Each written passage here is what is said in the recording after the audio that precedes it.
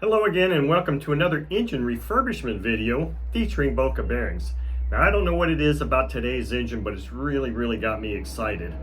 And I don't know if it's the age of the engine or what. There's just something about this engine that has really got me excited about this refurbishment. Today's engine is a Brat 28 two-stroke engine. Now these Brat engines are actually offshoots of BlueBird. I don't know a whole lot about them, but I remember them being advertised and distributed by World Engines back in the late 80s. Probably, I think in my magazines, I saw them being distributed between like maybe 88 to 92 maybe. I'm not sure how long World Engines was around, but there's just something about this engine that has really got me excited about this bearing replacement and refurbishment of this engine. So with all that said, let's go straight to the table and I'll show you this engine and we'll get this going. Okay, so here is this Brat 28 engine. Now they also made a 25 size displacement, but on the lug here it clearly shows that this is a 28. And here is the exhaust. Now in the intro I said that these were actually BlueBirds, and why some of them were labeled Brat or marketed as Brat, I don't know, because they even have a special casting. But if you look at this exhaust actually has BB here for BlueBird. So the muffler that they include with this is a direct BlueBird, and yet the engine casing actually says Brat on it.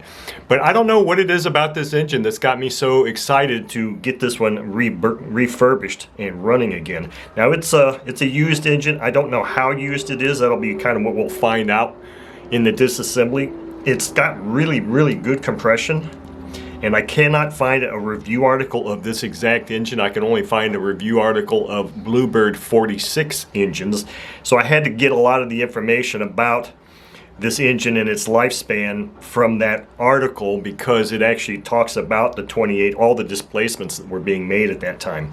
But anyway, here's the carburetor, and it has the letters NS on the front of it. And from one of those articles, apparently the BlueBirds had that also, and it just stands for New Series. What does that mean?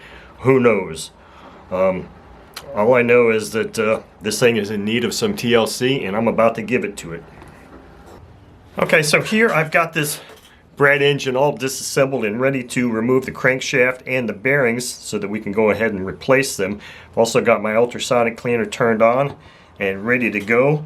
And I've got some tools here. The last time I did a small engine like this, I actually needed to use the Boca bearings miniature gear puller set. We'll see if that's the case necessary this time.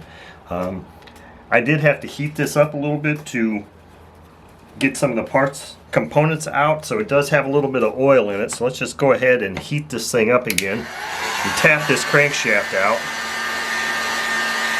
Get these bearings out.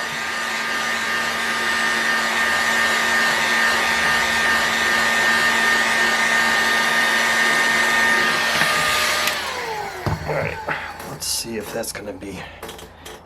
see how the rear bearing is going to come out. Front bearing is never an issue. It's always that rear bearing that can give us some issues sometimes. And this one came off on the crankshaft, which is the ideal situation. That way I don't have to use this, because this smaller chuck and these smaller engines was just a little bit more challenging here. So let's get this front bearing out here.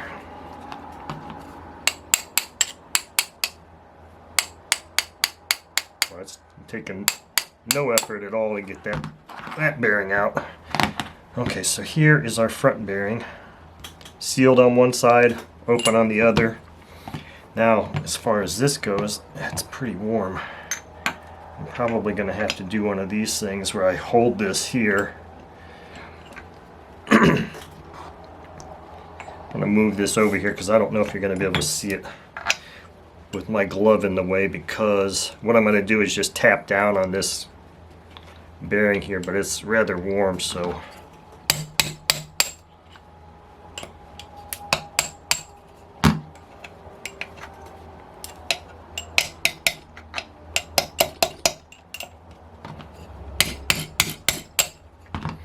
okay, I can move this back over here now. So here we go. I can take my glove off. Here's our rear bearing. Totally open on both sides. Doesn't feel super bad, but it does have some notchiness to it there. And here's our crankshaft. It's going to need to be cleaned up considerably. So let me go and get these parts in the parts cleaner, and we will be able to install a new set of bearings. Okay, so I've got all of these engine parts cleaned up, and before I actually get to the bearing installation and talk about the bearings, I want to just say, holy cow! I think this is why I was so excited about doing this engine, and I don't know why, but I mean, look at this thing. This thing came out of the ultrasonic cleaner looking like a brand new engine. I mean, so this engine is just going to be spectacular. Even the carburetor just looks, it looked all kind of, everything just looked kind of grungy. And now everything is just all shiny and new again, and I am super stoked for this. So let me put these parts away and we'll get straight to the bearing installation. Okay, so here I've got just the most beautiful little cleaned up crankshaft all ready to accept a new set of bearings, and this nice crankshaft, or that was the crankcase. This is a crankshaft all ready also. So I've got the old bearings here that came out of it, and I've also got my bottle of Lightning Lube Road Power from Boca, which is what I always like to use for my reinstallation and bearing installation lubricant. And I usually just put a little bit in that jar so I can use my finger to lubricate those parts up. Before I do that, let's talk about the bearing set that comes for this engine. Now, when I ordered this set, Boca did not have a listing for Brat engines. They had a listing for BlueBird engines, so this is where it was important for me to know that Brat was actually a BlueBird engine, because otherwise I would have been searching and said, well, I don't know what the heck it is, and I would have had to guess.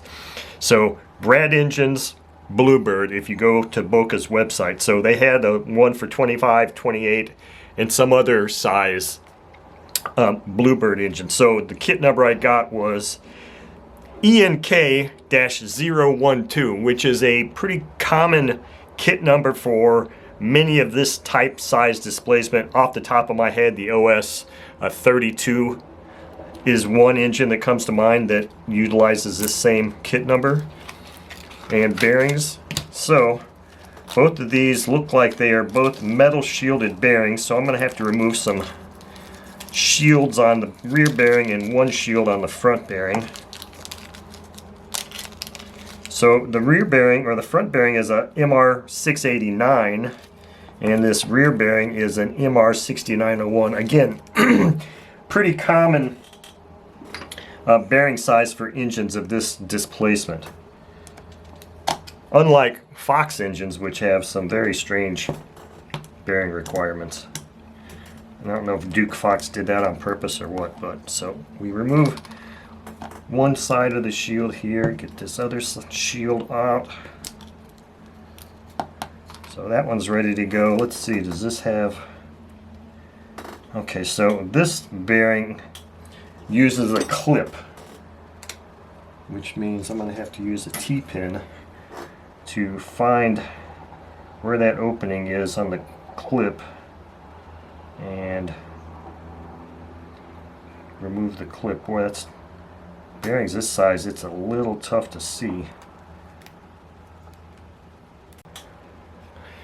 Okay, so yeah, I had to pause the video and get my headlamp on, magnifier headlamp, so you can see. Wait, see how small that little clip is? Sometimes just finding the opening so that you can get that T-pin in there, because the way they cut these clips is like this, and then they expand, so you have to, it's really nice to find the opening like this so you can get that T-pin in there and lift it up. And that's what I was really, truly struggling with doing here, and I don't even think I can get, my camera's good enough to show you that. So now I've got that off. Now it's a matter of just using a magnet to pop that ring out. And it looks like I've popped the ring out on the wrong side, unfortunately. That so happens to be the race side, or the side with the retainer, so I'm going to have to do this again. I'm going to have to do this and remove the clip on the other side.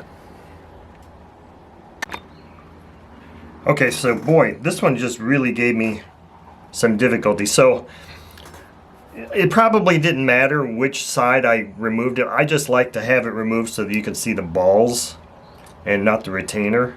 And that's what I've got here. So I had to do this twice, which was just really, really challenging because these little clips are just so small, and trying to find the opening in the groove within the outer bearing portion is just really, really tough. So anyway, now that we're at that point, we can move these old bearings out of the way, and I can start lubricating some parts up here and get them ready to receive some new bearings.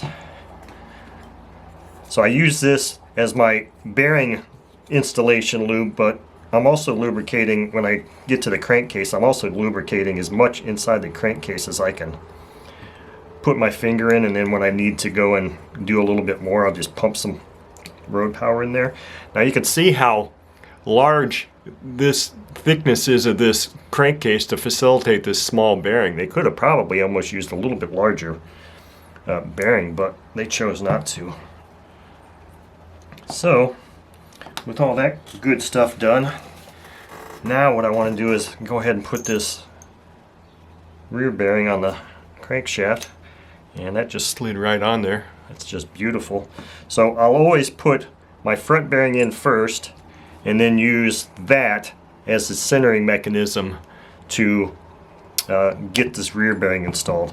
So with all that good stuff done, wipe my fingers off, heat this crankcase up, and let's install some bearings.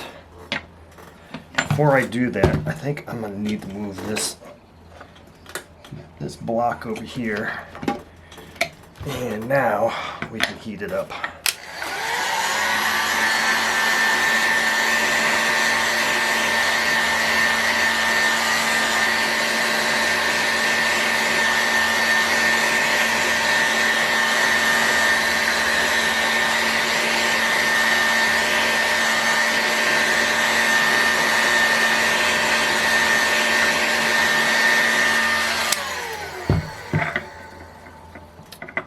That is rather warm. Oh, look at that. That front bearing just pushed right. I just dropped it into place. I didn't have to tap it at all. So hopefully it won't come out as easily, so we can just... I don't know if I'm going to be able to say I can believe that or not, but I didn't have to do anything. No tapping necessary. This is fully installed and seated completely. And now all I got to do is let this crankcase cool down a little bit and grab those bearings, because like right now, if I push it out now, does my crankshaft comes out free. So these bearings just went in and installed themselves basically in here. So I mean, how does it get any simpler than that? I knew there was a reason I love this engine, and there you go. Brand new bearings installed, ready to be reassembled.